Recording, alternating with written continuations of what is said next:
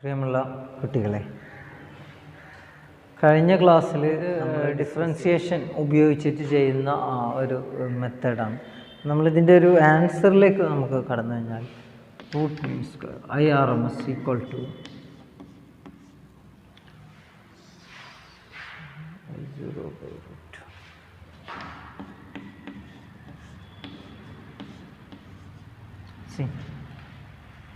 RMS current. ഈ RMS കറണ്ടാണ് നമുക്കൊരു ഓൾട്ടർനേറ്റിംഗ് കറണ്ടുള്ള ഒരു സർക്യൂട്ടിൽ നമുക്ക് ഉപയോഗിക്കാൻ പറ്റുന്ന കറണ്ടാണ് എന്ത്? RMS current. നമുക്ക് ഉപയോഗിക്കാൻ പറ്റുന്ന കറണ്ടാണ് RMS കറണ്ട്. നമുക്ക് കിട്ടുന്ന മാക്സിമം കറണ്ടാണ് എന്ത്? I0. അപ്പോൾ IRMS equal to I0 by root 2. IRMS equal to I0 by root 2. ഇനി നമുക്ക് എന്ത് ചെയ്യാം? അതിന് റൂട്ട് 2ൻ്റെ വാല്യൂ കാണാം അല്ലേ? റൂട്ട് 2ൻ്റെ വാല്യൂ എത്രയാണ്? 1 ബൈ റൂട്ട് 2ൻ്റെ വാല്യൂ കാണാം, 0.707. or we can write this as 0.707 into I0. അതായത് RMS കറണ്ടിനോട് 0.707 മൾട്ടിപ്ലൈ ചെയ്ത് കഴിഞ്ഞാൽ 0.707 മൾട്ടിപ്ലൈ ചെയ്ത് കഴിഞ്ഞാൽ നമുക്ക് എന്ത് കിട്ടുന്നു? 0.707നോട് മാക്സിമം കറണ്ട് മൾട്ടിപ്ലൈ ചെയ്ത് കഴിഞ്ഞാൽ RMS കറണ്ട് കിട്ടും. ഇതേപോലെ തന്നെയാണ് വോൾട്ടേജിൻ്റെ കേസിലും. RMS വോൾട്ടേജ് ഈക്വൽ ടു, ഇതിന് ഇൻഷാല്ലാ പ്രോബ്ലംസ് ചെയ്യുമ്പോൾ കുറച്ചുകൂടി ക്ലിയർ ആവും. അപ്പോൾ RMS വോൾട്ടേജ് ഈക്വൽ ടു എന്താണ്? V0 by root 2.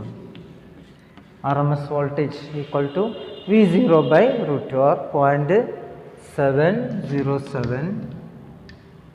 0.707 into V0.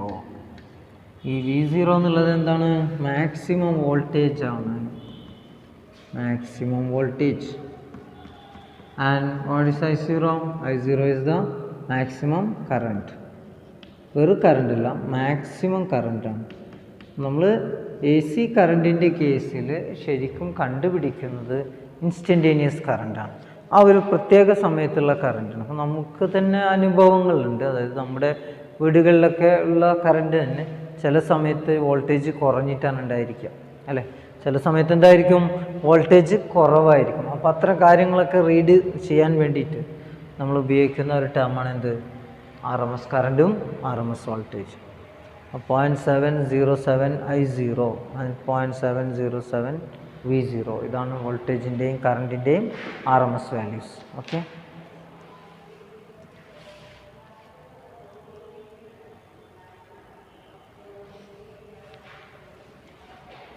ഇനി മറ്റൊരു കാര്യമുള്ളത് സർക്യൂട്ടുകളാണ്.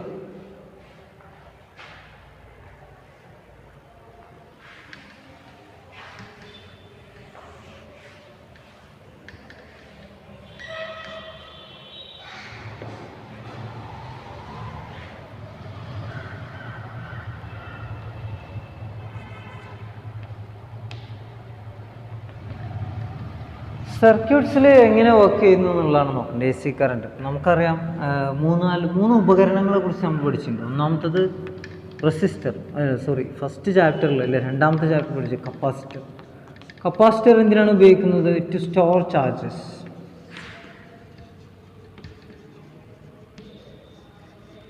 ചാർജിനെ സ്റ്റോർ ചെയ്യാൻ വേണ്ടിയിട്ടാണ് കപ്പാസിറ്റർ ഉപയോഗിക്കുക. രണ്ടാമത്തത് റെസിസ്റ്റർ. റെസിസ്റ്റേഴ്സ് ഉപയോഗിക്കുന്നത് കറണ്ടിനെ റെസിസ്റ്റ് ചെയ്യാൻ വേണ്ടിയിട്ടില്ല, കറണ്ടിനെ ബ്ലോക്ക് ചെയ്യാൻ വേണ്ടി. ടു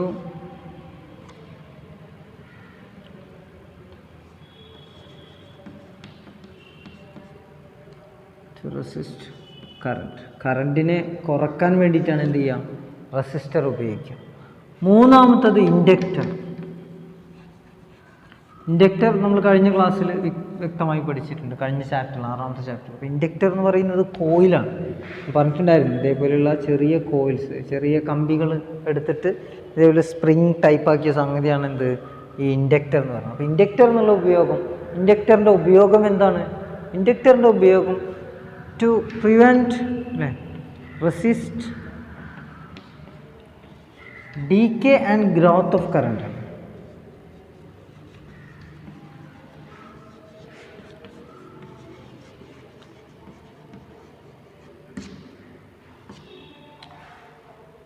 അതായത് കറണ്ട് കൂടുന്നതും കുറയുന്നതും തടയാം.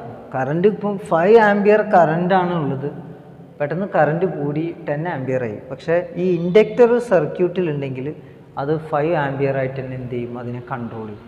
അപ്പോൾ കറണ്ട് കൂടുന്നതും കുറയുന്നതും, കുറഞ്ഞാലും അല്ലേ, 5 ആംപിയർ 3 ആംപിയർ ആയി കഴിഞ്ഞാൽ അതും 5 ആംപിയർ ആയിട്ട് നിലനിർത്താൻ എന്തിനു സാധിക്കുന്നു, ഈ ഇൻഡക്ടറിന് സാധിക്കുന്നു.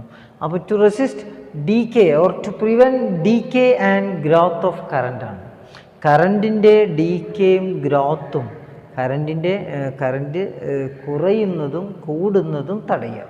കറണ്ടിനെ അതിൻ്റെ ആ ഒരു കോൺസ്റ്റൻറ്റ് വാല്യൂവിൽ നിലനിർത്തുന്ന ഉപകരണമാണ് എന്ത്, ഇൻഡക്ടർ. അപ്പോൾ ഈ 3 വസ്തുക്കളിലൂടെ, ഈ 3 സംഗതികളിലൂടെ, അതായത് ഒരു റെസിസ്റ്ററിലൂടെ എ സി കറണ്ട് വന്നാൽ, ഒരു റെസിസ്റ്ററിലൂടെ ഡി സി കറണ്ട് വന്നാൽ എന്താണ് സംഭവിക്കുക നമുക്കറിയാം. ഡി സി കറണ്ട് ഒരു റെസിസ്റ്ററിലൂടെ കടന്നു വന്നു കഴിഞ്ഞാൽ അവിടെ എന്താണ് സംഭവിക്കുന്നത്, അല്ലേ, വി ഈക്വൽ ടു എന്താണ്, I equal to v by r, ഇതാണ് സംഭവിക്കുന്നത്.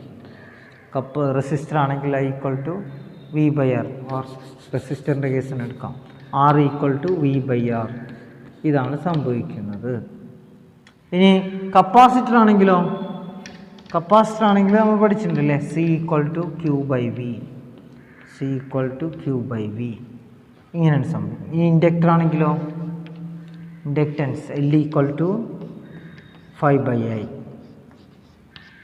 നമ്മൾ പഠിച്ചിട്ടില്ലേ, എൽ ഈക്വൽ ടു എന്താണ്, 5/I. അപ്പോൾ ഇങ്ങനെയാണ് ഈ 3 സംഗതികളിലൂടെ സാധാരണ കറണ്ട്, ഡി സി കറണ്ട് വന്നു കഴിഞ്ഞാൽ സംഭവിക്കുന്ന അതിൻ്റെ ഇക്വേഷൻസാണ് എഴുതിയിട്ടുള്ളത്.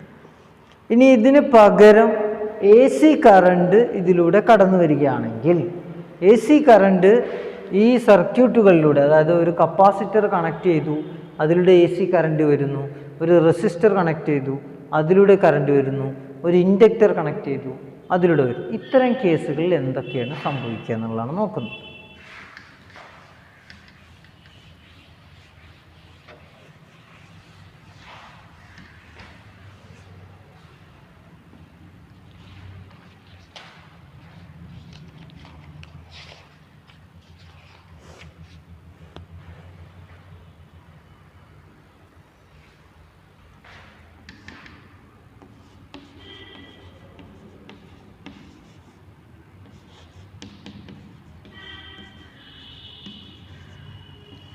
അടുത്ത ഫേസർ ഡയഗ്രാം, ഇതൊന്ന് പരിചയപ്പെടാം. ഫേസർ ഡയഗ്രാം കൊണ്ട് ഉദ്ദേശിക്കുന്നത്, ഫേസർ ഡയഗ്രാം കൊണ്ട് ഉദ്ദേശിക്കുന്നത്, അതായത് കറണ്ട് വോൾട്ടേജ്, ഈ കറണ്ടിനെയും വോൾട്ടേജിനെയും മാർക്ക് ചെയ്യുന്ന വെക്റ്റേഴ്സാണ്. കറണ്ടിനെയും വോൾട്ടേജിനെയും മാർക്ക് ചെയ്യുന്ന വെക്റ്റേഴ്സിനാണ് നമ്മൾ എന്ത് പറയാം, ദീസ് ആർ ദ വെക്റ്റേഴ്സ്.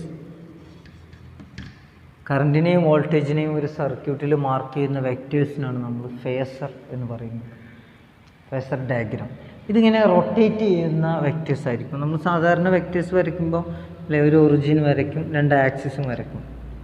ഇതാണ് ഒറിജിൻ, ഇത് 2 ആക്സിസ്, എക്സ് വൈ ആക്സിസ് വരച്ചു. ഓക്കെ, ഇനി ഇവിടെ നമ്മളൊരു വെക്റ്റർ പി എന്നൊരു വെക്റ്റർ വരയ്ക്കുന്നു. ഇതാണ് വെക്റ്റർ പി എന്നൊരു വെക്റ്റർ വരച്ചിട്ടുണ്ട്. ഇതിങ്ങനെ തന്നെ നിൽക്കുകയാണ് അല്ലേ. പക്ഷേ ഇതിങ്ങനെ റൊട്ടേറ്റ് ചെയ്യാന്ന് വിചാരിക്കാം. അതായത് ഞാനിപ്പോൾ ഇവിടെ വോൾട്ടേജ് മാർക്ക് ചെയ്തു, മറ്റൊരു വെക്റ്റർ കൂടി വരച്ചു, കറണ്ട്, ഇങ്ങനെ. അപ്പോൾ 0 ആണ്. അപ്പോൾ സ്വിച്ച് ഓൺ ചെയ്ത് കഴിഞ്ഞാൽ സംഭവിക്കാം, ആ വോൾട്ടേജും കറണ്ടും ഇങ്ങനെ മാറി മാറി വരികയല്ലേ ചെയ്യുക. വോൾട്ടേജ് ഒന്ന് പോസിറ്റീവ് ആകുന്നു, അത് കഴിഞ്ഞാൽ കറണ്ട് പോസിറ്റീവ് ആകുന്നു, പിന്നെ കറണ്ട് 0 ആകുന്നു, വോൾട്ടേജ് കറണ്ട് പിന്നെ എന്ത് ചെയ്യുന്നു, നെഗറ്റീവ് ആകുന്നു. വീണ്ടും ഇതിങ്ങനെ ചേഞ്ച് ചെയ്തുകൊണ്ടേയിരിക്കുക ചെയ്യും. അപ്പോൾ ഈ വെക്റ്റേഴ്സിനെ റൊട്ടേറ്റ് ചെയ്യുന്ന രീതിയിൽ സങ്കല്പിക്കുന്നതിനാണ് ഫേസർ ഡയഗ്രാം എന്ന് പറയുന്നത്. വെക്റ്റേഴ്സിനെ എന്ത് ചെയ്യുന്നു, റൊട്ടേറ്റ് ചെയ്യുന്ന രീതിയിൽ. അപ്പോൾ അതിൻ്റെ ഒരു വീഡിയോ ഞാൻ അയച്ചു തരുന്നുണ്ട്. അപ്പോൾ വെക്റ്റേഴ്സ് റൊട്ടേറ്റ് ചെയ്യുക, ഇതിപ്പോൾ സ്റ്റേഷനറി ആയിട്ടുള്ള വെക്റ്റേഴ്സാണ്. വെക്റ്റർ വി അല്ലെങ്കിൽ വെക്റ്റർ ഐ എന്നൊക്കെ പറയുന്നത് സ്റ്റേഷനറി ആയിട്ടുള്ള വെക്റ്റേഴ്സാണ്. ഈ വെക്റ്റേഴ്സ് റൊട്ടേറ്റ് ചെയ്യണം. ഇതിൻ്റെ ഒറിജിൻ വ്യത്യാസം വരുന്നില്ല, ഒരു പോയിന്റിൽ തന്നെ ഫിക്സ് ചെയ്ത് നിന്നിട്ട് തിരിയുന്ന വസ്തുക്കൾ, അത്തരം സംഗതികൾ നമ്മൾ കണ്ടിട്ടുണ്ടല്ലോ അല്ലേ. ഒരു പോയിന്റിൽ അതിൻ്റെ ഒരു എൻഡ് എന്തായിരിക്കും, ഒരു പോയിന്റ് ആയിരിക്കും, അവിടെ അല്ല തിരിയുന്നത്. പക്ഷേ ഈ വെക്റ്റർ എന്ത് ചെയ്യും, ഈ 2 ലൈൻസ് ഇതിങ്ങനെ കിടന്ന് റൊട്ടേറ്റ് ചെയ്യുക ചെയ്യും. അപ്പോൾ അത് ഇതിൻ്റെ ഏത് ഫേസിലാണോ ഒരു റൊട്ടേഷൻ്റെ സിസ്റ്റത്തിൽ ഏത് ഫേസിലാണോ നിൽക്കുന്നത്, എന്താണ് ഫേസ് കൊണ്ട് ഉദ്ദേശിക്കുന്നത് അല്ലേ? നമുക്കറിയാം, ഇത് π/2 ആണെങ്കിൽ ഇത് π ഫേസ്, അതുപോലെ ഇത് 3 × π/2 ആൻഡ് ഇത് 2π, ഇങ്ങനെയെല്ലാം ഉണ്ടായിരിക്കാം. 3 × π/2, ഇത് π/2, ഇത് 1 × π/2, ഇത് 2 × π/2, ഇത് 3 × π/2, ഇത് 4 × π/2. 4 × π/2 പറഞ്ഞാൽ 4 × കൂടി ക്യാൻസൽ ചെയ്ത് 2π ആവും. ഇതാണ് ഇപ്പോൾ phase, first phase, second phase, third phase, fourth phase, ഇങ്ങനെ. അപ്പോൾ ഇതിൽ ഒരു പക്ഷെ ഇപ്പോൾ നമ്മൾ ഒരു സ്വിച്ച് ഓൺ ചെയ്ത് കറൻറ്റും വോൾട്ടേജും യാത്ര തുടങ്ങിക്കഴിഞ്ഞാൽ ഒരു പക്ഷേ വോൾട്ടേജ് ഇവിടെ ഉണ്ടായിരിക്കും, പക്ഷെ കറണ്ട് കുറച്ചും കൂടി എന്തായിട്ടുണ്ടായിരിക്കും, സ്പീഡിൽ ഇങ്ങോട്ട് എത്തിയിട്ടുണ്ടാവും. ഇവിടെ കറണ്ട് എത്തിയിട്ടുണ്ടാവും, പക്ഷേ വോൾട്ടേജ് ഇവിടെ എത്തിയിട്ടുണ്ടാവും. പിന്നെ കറണ്ട് ഇവിടെ എത്തുമ്പോഴേക്കും വോൾട്ടേജ് ചിലപ്പോൾ ഇപ്പുറത്ത് എത്തിയിട്ടുണ്ടാവും. ഇങ്ങനെ വോൾട്ടേജും കറണ്ട് എന്ത് ചെയ്യും, ഈ 4 ഫേസുകളിലായിട്ട് അങ്ങോട്ടും ഇങ്ങോട്ടും ഇങ്ങനെ ചേഞ്ച് ചെയ്തുകൊണ്ടേയിരിക്കും. അപ്പോൾ റൊട്ടേറ്റിംഗ് ആയിട്ടുള്ള വെക്റ്റേഴ്സിനാണ് നമ്മൾ ഫേസർ എന്ന് പറയുന്നത്. ഇത് റൊട്ടേറ്റ് ചെയ്യുന്ന രീതി ആൻറ്റി ക്ലോക്ക് വൈസ് ആയിട്ടാണ്, ക്ലോക്ക് വൈസ് ആയിട്ടല്ല, ആൻറ്റി ക്ലോക്ക് വൈസ്, ക്ലോക്കിന് വിപരീതമായിക്കൊണ്ടാണ് ആൻറ്റി ക്ലോക്ക് വൈസ്. ക്ലോക്കിന് വിപരീതം അല്ലേ? ക്ലോക്ക് എങ്ങനെയാണ് മൂവ് ചെയ്യാൻ നമുക്കറിയാം. ക്ലോക്ക് ഇങ്ങനെയാണ് മൂവ് ചെയ്യുന്നത്. ഈ ഒരു മോഡലാണല്ലോ ക്ലോക്ക്. ഇങ്ങോട്ടാണ് ഇത് ചെയ്യുക, 1 2 3 4 5 ഇങ്ങനെ വരും. പക്ഷേ ഈ റൊട്ടേഷൻ എങ്ങനെ ഉണ്ടായിരിക്കുക, ആൻറ്റി ക്ലോക്ക് വൈസ് ആയിരിക്കും. ഇവിടുന്ന് ഇങ്ങോട്ടാണ് എന്തുണ്ടായിരിക്കുക, റൊട്ടേഷൻ ഉണ്ടായിരിക്കുക. അപ്പോൾ ആൻറ്റി ക്ലോക്ക് വൈസ് ആയിട്ട് കറണ്ടിനെയും വോൾട്ടേജിനെയൊക്കെ ഒരു ഒറിജിനിൽ നിന്ന് റൊട്ടേറ്റ് ചെയ്യുന്ന ഇൻഡിക്കേറ്റേഴ്സ് വഴി മാർക്ക് ചെയ്ത് തരുന്ന ഗ്രാഫുകളാണ് എന്ത്, ഫേസർ ഡയഗ്രാം. അതിപ്പോൾ കപ്പാസിറ്ററിലൂടെ കറണ്ട് കടന്നു പോകുമ്പോൾ, എ സി കടന്നു പോകുമ്പോൾ, അല്ലെങ്കിൽ ഓൾട്ടർനേറ്റിംഗ് കറണ്ട് പാസ് ചെയ്യുമ്പോൾ ഉണ്ടാകുന്ന ഡയഗ്രാം, റെസിസ്റ്ററിലൂടെയുള്ള ഡയഗ്രാം, അതുപോലെ തന്നെ മറ്റൊന്ന് എന്താണ്, ഇൻഡക്ടറിലൂടെയുള്ള ഡയഗ്രാം. ഇങ്ങനെ ഓരോന്നിനും ഇതുണ്ടായിരിക്കും, ഓരോ ഇതുണ്ടായിരിക്കും. അതേപോലെ ഇതിൻ്റെ കോമ്പിനേഷൻസ് സാധ്യമാണ്. ഇവിടെ ഒരു കപ്പാസിറ്റർ വെച്ചു, പിന്നെ ഇവിടെ ഒരു റെസിസ്റ്റർ വെച്ചു. ഇത് ഒരു സർക്യൂട്ടാണ്. ഇത് കണ്ടോ, ഇതെന്താണ്, എ സി ആകുമ്പോൾ എ സി കറണ്ടിനെ ഇങ്ങനെയാണ് എന്ത് ചെയ്യുക, മാർക്ക് ചെയ്യുക കേട്ടോ. കണ്ടോ നിങ്ങൾ? അപ്പോൾ ഇവിടെ കപ്പാസിറ്റർ ഉണ്ട്, റെസിസ്റ്റർ ഉണ്ട്. ഇനി എന്ത് സാധ്യമാണ്, ഒരു കപ്പാസിറ്ററും ഒരു ഇൻഡക്ടറും സാധ്യമാണ്. ഇതേപോലെ ഒരു സർക്യൂട്ട് നോക്കാം. പിന്നെ എന്ത് സാധ്യമാണ്, ഒരു റെസിസ്റ്ററും ഒരു ഇൻഡക്ടറും സാധ്യമാണ്. റെസിസ്റ്ററും പിന്നെ ഇൻഡക്ടറും, ഇങ്ങനെ ഒരു സർക്യൂട്ട് ആലോചിക്കാം. ഇതൊക്കെ സാധ്യതകളാണ്. പിന്നെ ഏതാണ്, പിന്നെ ഇത് മൂന്നും കൂടി ഒരു സർക്യൂട്ട് സാധ്യമാണ്, LCR. അതിനാണ് നമ്മൾ എന്ത് പറയുന്നത്, LCR സർക്യൂട്ട്. എൽ എന്ന് പറഞ്ഞാൽ ഇൻഡക്ടർ, എൽ ഇൻഡക്ടർ. പിന്നെ സി കപ്പാസിറ്റർ, സി. അടുത്ത റെസിസ്റ്റർ. ഒരുപാട് ആപ്ലിക്കേഷൻസ് ഉള്ള ഒരു സർക്യൂട്ടാണ് ഈ LCR സർക്യൂട്ട്. ഓക്കെ, ഇൻഡക്ടറിനെ ഡിനോട്ട് ചെയ്യുന്നത് L എന്ന ലെറ്റർ ഉണ്ട്, കപ്പാസിറ്ററിന് C എന്ന ലെറ്റർ ഉണ്ട്, അതുപോലെ റെസിസ്റ്ററിനെ R എന്ന ലെറ്റർ ഉണ്ട്. ഈ ഒരു സർക്യൂട്ടിന് നമ്മൾ LCR സർക്യൂട്ട് എന്നാണ് പറയുന്നത്. ഇത് ഇലക്ട്രോണിക്സ് ഉപകരണങ്ങളിലൊക്കെ ഒഴിച്ചുകൂടാൻ പറ്റാത്ത തരത്തിലുള്ള സർക്യൂട്ടാണ് ഇത് LCR സർക്യൂട്ട്. ഇതിൽ എല്ലും സിയും മാത്രമുള്ളത്, ഇവിടെ ഇത് ഇൻഡക്ടറും കപ്പാസിറ്ററും മാത്രമുള്ളത്. ഇവിടെ നമ്മളത് വരച്ചിട്ടില്ല അല്ലേ, ഇൻഡക്ടറും കപ്പാസിറ്ററും. ഇതവിടെ ഉണ്ട്, ഇൻഡക്ടർ ഇവിടെ ഉണ്ട്, കപ്പാസിറ്റർ ഇവിടെ ഉണ്ട്. ഇത് ഓസിലേറ്റിംഗ് സർക്യൂട്ട് എന്നാണ് ഇതിന് പറയുന്നത്, ഓസിലേറ്റിംഗ് സർക്യൂട്ട്. അപ്പോൾ ഈ ഓസിലേഷൻ, നമ്മൾ ഈ ട്യൂണിംഗ് ഒക്കെ ഉണ്ടല്ലോ, നമ്മൾ ഈ റേഡിയോ FM ഒക്കെ ട്യൂൺ ചെയ്യുന്നത് കണ്ടിട്ടില്ലേ? FM ഒക്കെ ട്യൂൺ ചെയ്ത് കഴിഞ്ഞാൽ നമുക്ക് എന്ത് കിട്ടും, ഒരു പ്രത്യേക പോയിന്റിൽ എത്തിക്കഴിഞ്ഞാൽ സൗണ്ടിൻ്റെ ക്ലാരിറ്റി അങ്ങോട്ട് കൂടും. സൗണ്ടിൻ്റെ ക്ലാരിറ്റി കൂടിയിട്ട് പിന്നെ അതിലാണല്ലോ നമ്മളത് അഡ്ജസ്റ്റ് ചെയ്യുക. അപ്പോൾ അത്തരം ട്യൂണിങ്ങിനൊക്കെ ഉപയോഗിക്കുന്ന സർക്യൂട്ടാണ് എന്ത്, ഈ LC സർക്യൂട്ട്. അതെന്തുകൊണ്ടെന്നുള്ളത് നമുക്ക് നെക്സ്റ്റ് ക്ലാസ്സിലായിട്ട് വിശദീകരിക്കാം കേട്ടോ. Okay, thank you.